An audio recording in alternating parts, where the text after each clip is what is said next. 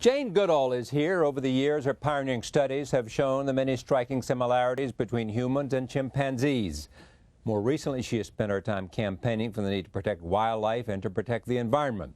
She's a spokesperson for the upcoming PBS documentary Evolution, which will premiere on September 24th. Her latest book, The Chimpanzees I Love, is geared towards younger readers and tells the story of her life.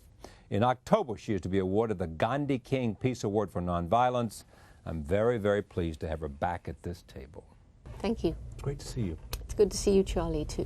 There's much to talk about. Tell me why you think. What is it about you that you think has contributed significantly to your success and the fact that people come flocking to your lectures? Grown men and women cry and you tell your stories? I think, actually, it's a combination of different things. First of all, you know, when I started the chimp research, it was like Beauty and the Beast. It was totally unusual for young ladies, or anyone really, to go tramping out into the wilderness living with animals.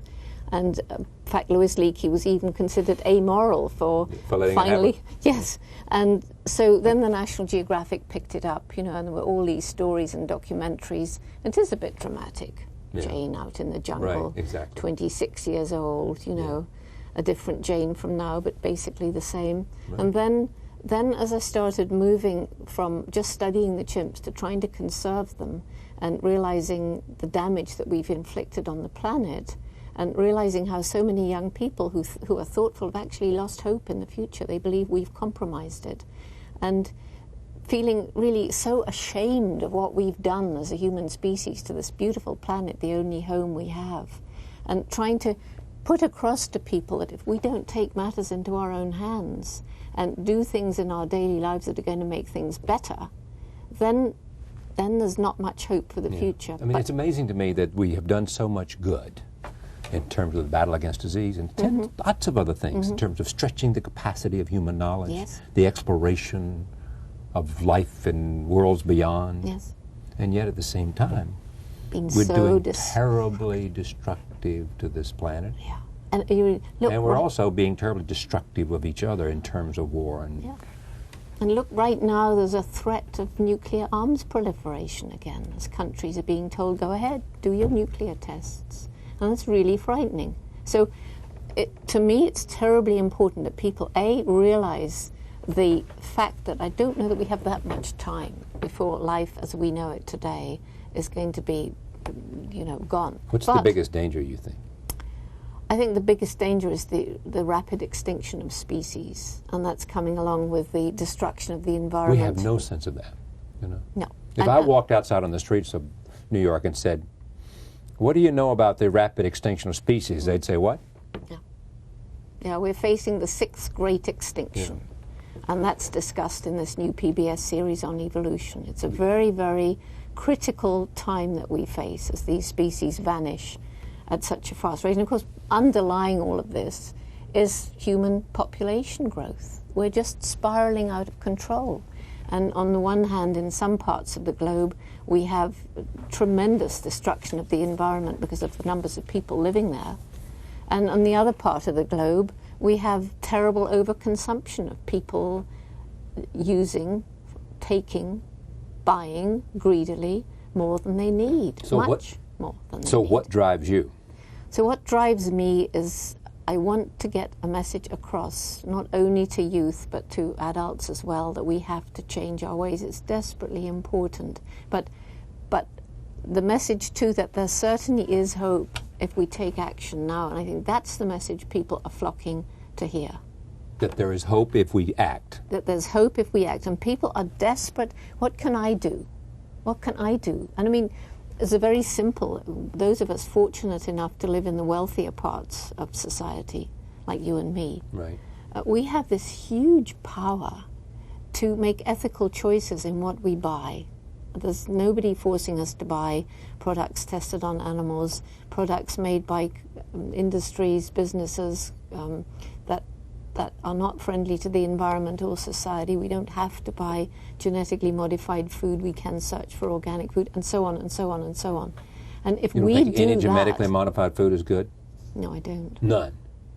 I wouldn't say none. I don't know possibly enough about it to say none, but by and large... No, I mean, you will get a debate on that, as you know. Of course, but it's filled with toxin, the toxins that kill the insects that would eat it. You know, when the roots and stuff in the plant go back into the ground, the toxins are going into the ground, and how can that possibly be good? And you know something, Charlie, but it took 30 years to discover that the long-term cumulative effects of DDT, hailed as a wonder chemical, was so terribly damaging to the environment. Who was that, Rachel Carson? Who did that? Rachel Carson, yeah. And then CFCs, the same thing, but we're still doing it. It's still going out there. And the pollution is, in some places, I mean, the children that we love, that we bring into the world, their bodies are being poisoned by the water they drink, by the food that they eat, by the air that they breathe. Define where you are, what you do today. I mean, are you a crusading environmentalist, or? Well, it's hard for me to describe exactly what I am. I mean, some people still consider me a scientist. Yeah. I get used a lot as a role model. But do you consider yourself a scientist today? Well, I never went into my life with the aim of being a scientist, but I can be a scientist. It's one of the hats I can now wear. I did a PhD, and you know, I can wear that. Once a science, right? Yeah, sometimes it's very useful if I'm going in to talk to people in medical research labs and that sort of thing. It's very useful to be able to be a scientist, but also an educator, a conservation education person, an environmentalist, a conservationist. But do you feel like that, I mean, you know, it's almost like Jane Goodall is this person that because of who she is, you have a duty to maximize her potential, her impact, her, right? It's almost like there's this character. Out there. Out there. Absolutely. That's exactly it. It's that character out there, because I'm still me. Yeah, exactly. I'm still me. Exactly. What do you want the legacy to be? I want to see a world where we no longer use and abuse animals as we do today, when we don't use animals in medical research, when we stop having food animals in, you know, little tiny pens with wobbly legs filled up with hormones and antibiotics, which are dangerous for us too, as well as the suffering of the animal. I want to see a world where we no longer think it's funny and cute to see dressed up animals parading around in a circus, because we know they're beaten into performing. And I want to see a world where we treat other animals in the way we should treat each other. But we've got a long way to go. The golden rule for animals, huh? Yes. In fact, I'm just co-authoring a book basically on that. It's, you know, we have a long way to go, but there is also something fascinating. If children in early life learn to respect and care for an animal, they're much more likely to be compassionate in their dealings with each other. See, I believe that. It's really true. And think what animals do for us in hospitals, in prisons, with sick people, with old people. They just bring, you know, I mean, in our office now in Silver Spring, the Jane Goodall Institute, a young man said, I can't come and work for you unless I can bring my dog Lincoln. What did you say? So fortunately, we've got a brand new president of the Institute who loves dogs. And he said, sure. Now, Lincoln has changed the office. Everyone's more relaxed. When Lincoln comes in, everyone is smiling and tensions go away. Absolutely. I have a friend who's now late, approaching 90, and I don't think had a dog until he was about retired, prominent, 75, maybe 75. And it's just, I mean, the love affair with the dog is just amazing to me. I know. You know, and after his wife died, became a perfect companion. Yeah. You know, a friend. Yeah. And it's just, you know, I mean, I never thought I would see it in my life. You know, and it's just amazing. a joy. But if you think about children, also I love to watch the naturalness. I mean, I mainly think about dogs, but the naturalness of children with animals. It is just so. To walk through the park, Central Park, watch how kids react. You know, and that ought to be encouraged, and ought to, as you said, it would develop the best of human instincts. And there are, you know, there are programs now that are taking either dogs or animals wild animals that can't be reintroduced to the wild, but who are happy with human contact. They take them into some of these inner city schools, and it's life transforming for some of these kids. They change, their whole attitude changes. Have you changed any of your ideas? I mean, how, do you see the world differently now, in terms of spirituality, in terms of? Not really. You know, when I was young, we grew up in a house where we went to church on Sunday. Not every Sunday, but we did. My grandfather was a congregational minister, and I never met him, but his wife, my grandmother, was there.